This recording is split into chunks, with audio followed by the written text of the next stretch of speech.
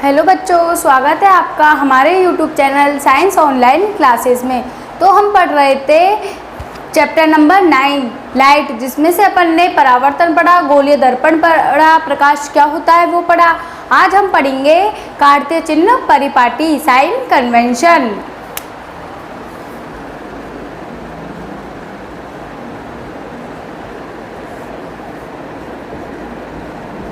Chapter number 9 चल रहा है प्रकाश। आज का टॉपिक क्या है हमारा? आज का टॉपिक है कार्तीय चिन्ह परिपाटी, साइन कन्वेंशन।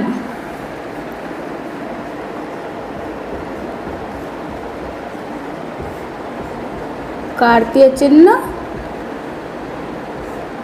परिपाटी।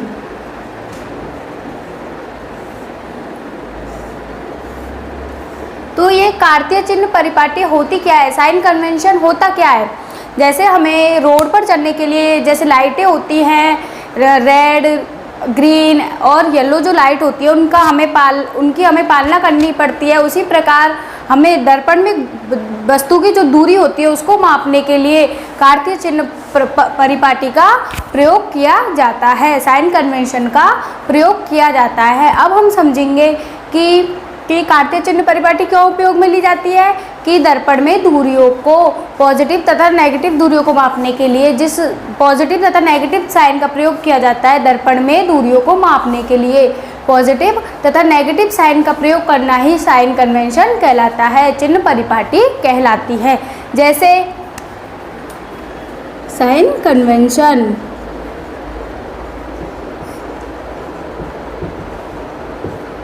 जैसे ये हमारा अवतल दर्पण, ये हमारा कौन सा हुआ? अवतल दर्पण। ये क्या हुआ? उसका मुख्य अक्ष। ये अवतल दर्पण का ध्रुव हुआ। ध्रुव क्या बताया था? परावर्तक पृष्ठ के केंद्र को ही ध्रुव कहते हैं। ये इसका सेंटर हुआ, ये इसका फोकस हुआ। तो अब यहाँ पर कोई अपनी कोई वस्तु रखी हुई है, यहाँ पर कोई वस्तु रखी हुई है। इसका प्रतिबिंब मुख्य अक्ष के नीचे बना।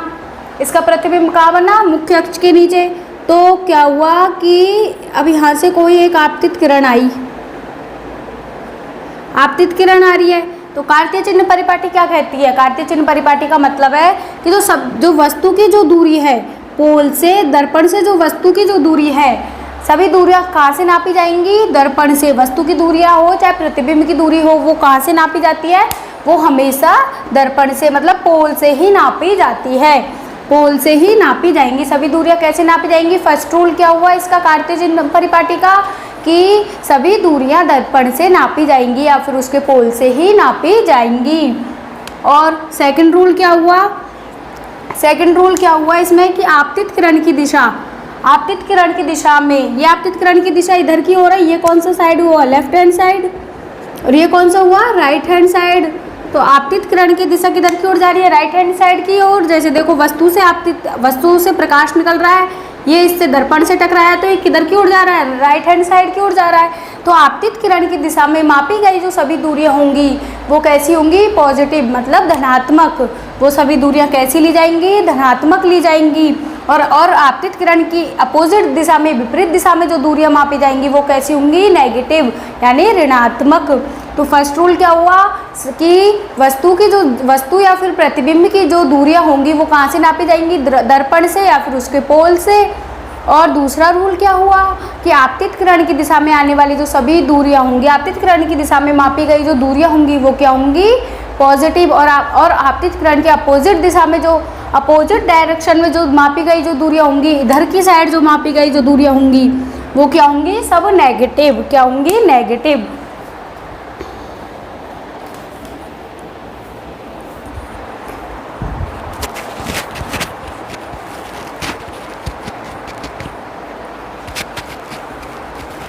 अब तीसरा रूल क्या हुआ कि दो रूल हो गए अपने। अब तीसरा रूल हुआ कि ये अपना क्या है? मुख्य अक्ष।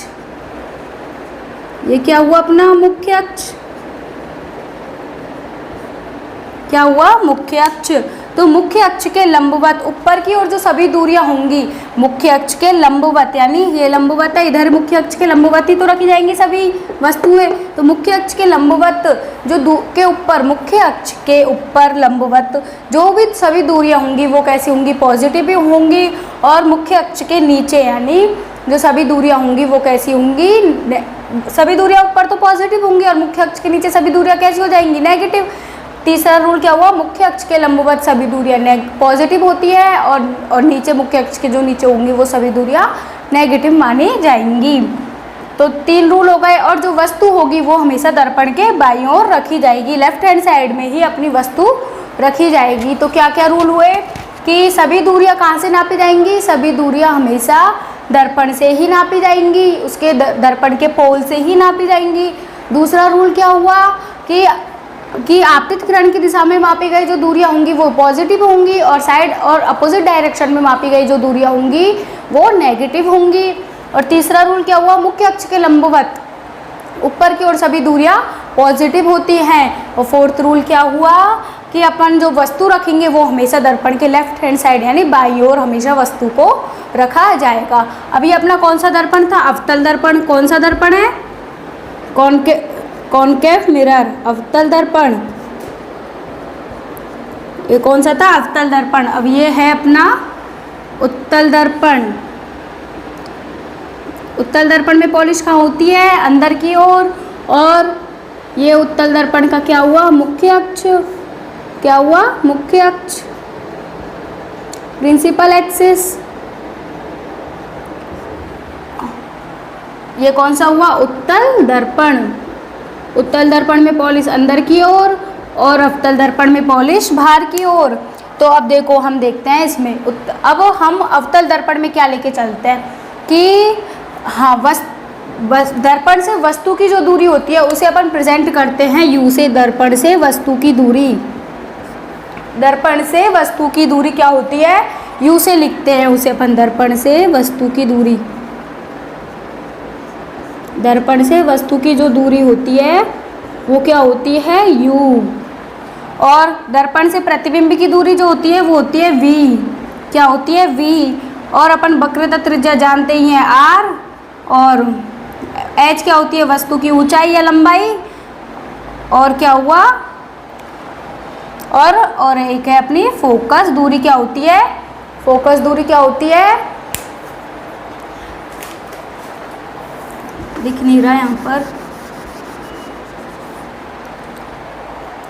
चलो देखो। अब अवतल दर्पण में क्या हुआ, u क्या होती है, दर्पण से वस्तु की दूरी जो u होगी अवतल दर्पण में, अवतल दर्पण में u जो होगा, u क्या है, u क्या है, u दर्पण से वस्तु की दूरी u जो होगी वो क्या होगी, दर्पण हमेशा क्या होगी, वस्तु क्या होगी, हमेशा दर्पण के बाईं ओर रखी जाएगी।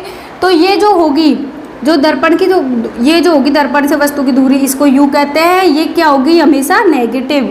क्या होगी, हमेशा नेगेटिव। और प्रतिबिंब की दूरी क्या होगी, प्रतिबिंब अगर अवतल दर्पण में क्या करता है, ये इस पर डिपेंड करता है। यदि प्रतिबिंब अगर अवतल दर्पण में दर्पण के बाईं ओर बन रहा है तो उसकी दूरी नेगेटिव होगी, अगर दाईं ओर बन रहा है तो उसकी दूरी पॉजिटिव होगी।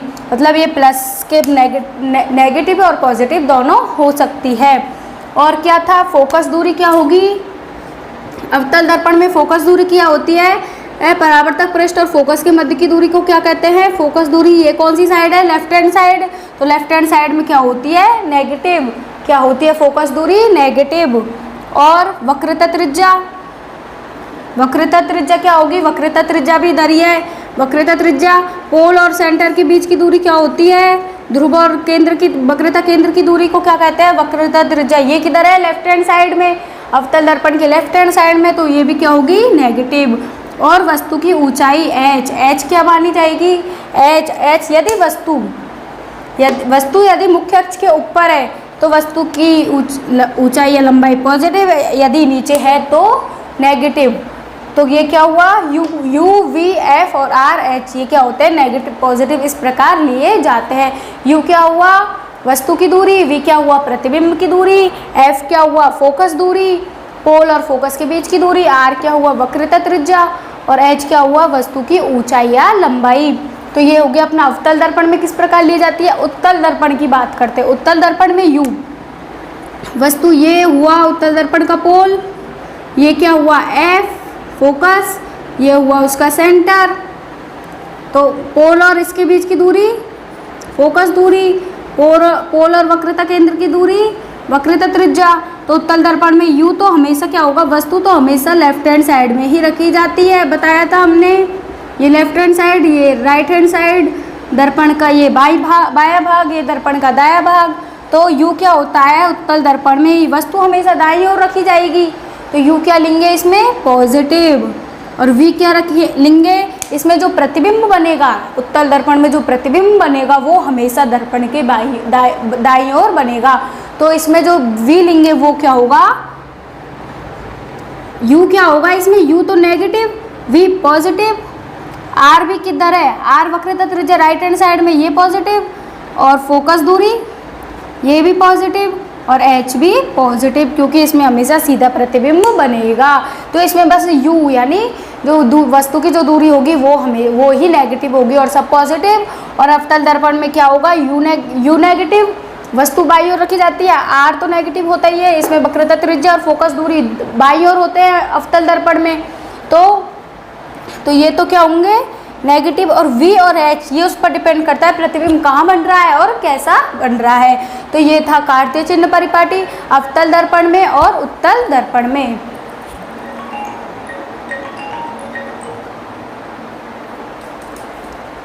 क्या था, हमने पढ़ा साइन कन्वेंशन। साइन कन्वेंशन क्या होता है, साइन कन्वेंशन होता है कि दर्पण से दूरियां मापने के लिए पॉजिटिव धनात्मक तथा नेगेटिव ऋणात्मक चिन्ह का प्रयोग करना ही क्या कहलाता है, कार्तीय चिन्ह परिपाटी कहलाती है। अब कार्तीय चिन्ह परिपाटी में हमने पढ़ा अवतल दर्पण में और उत्तल दर्पण में पढ़ा। उत्तल दर्पण में क्या, अवतल दर्पण में यू वी एफ आर और एच ये पढ़े कौन कौन से साइन के होते हैं, और उत्तल दर्पण में भी हमने पढ़ा यू किस साइन का होता है, वी किस साइन का होता है, आर एफ एच इनके चिन्ह क्या क्या होते हैं। कार्तीय चिन्ह परिपाटी में हमने इसके कुछ नियम पढ़े। क्या क्या नियम थे, कि वस्तु हमेशा दर्पण के बाईं ओर रखी जाती है, और आपतित किरण की दिशा हमेशा, अगर आपतित किरण की दिशा पॉजिटिव, आपतित किरण की दिशा में मापी गई सभी दूरियां क्या होती है, धनात्मक होती हैं, और वस्तु की दूरी हमेशा पोल से ही मापी जाएगी, और मुख्य अक्ष के लंबवत सभी दूरियां क्या होती हैं, मुख्य अक्ष के ऊपर और लंबवत सभी दूरियां धनात्मक ली जाती हैं। तो ये था हमारा साइन कन्वेंशन। थैंक यू, धन्यवाद। अगर वीडियो पसंद आए तो लाइक एंड सब्सक्राइब जरूर करना। Thank you.